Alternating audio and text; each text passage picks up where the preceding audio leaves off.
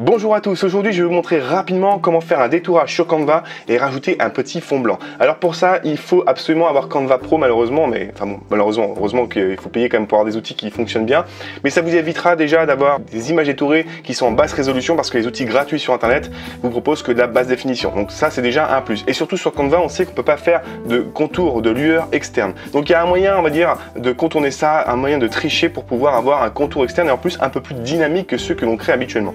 Donc en fait, je vais vous montrer pour illustrer tout ça une photo que j'ai récupérée de l'une de mes vidéos tout simplement. Donc voilà, je la récupère, je la mets sur ma vignette qui est pour YouTube.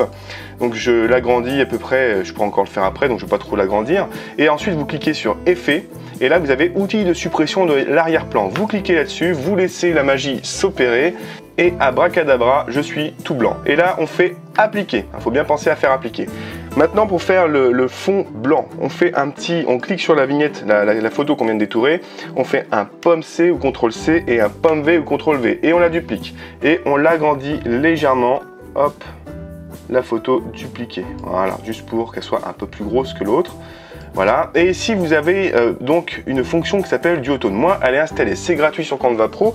Donc si vous ne l'avez pas, vous tapez Duotone comme ça et vous allez devoir cliquer sur installer. Ça va s'installer et derrière tout simplement vous cliquez sur n'importe quel des duotones et vous voyez que ça passe sur cette couleur là.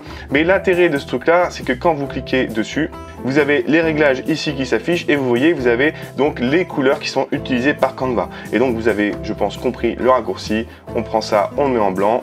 Hop, on prend ça, on le met en blanc et voilà, je suis tout blanc. Et là, il n'y a plus qu'une petite chose à faire, c'est reléguer ça d'un niveau en arrière, encore. Bon, bah, je sais pas où. Voilà, et voilà. Bon, maintenant, ça va être à vous de travailler de manière à ce que la vignette soit assez... soit comme elle vous plaise. Moi je l'aime bien telle qu'elle est là, je trouve que ça fait dynamique, on a vraiment l'impression que j'ai été découpé au papier dessus et j'aime bien cet effet là, c'est pour ça que je parle de dynamisme. Et après vous pouvez faire un clic droit, grouper et vous n'avez plus qu'à augmenter la taille de votre image si vous voulez vraiment apparaître en grand. Voilà, c'est terminé, j'espère que ce tuto vous a plu, je vous dis à très bientôt.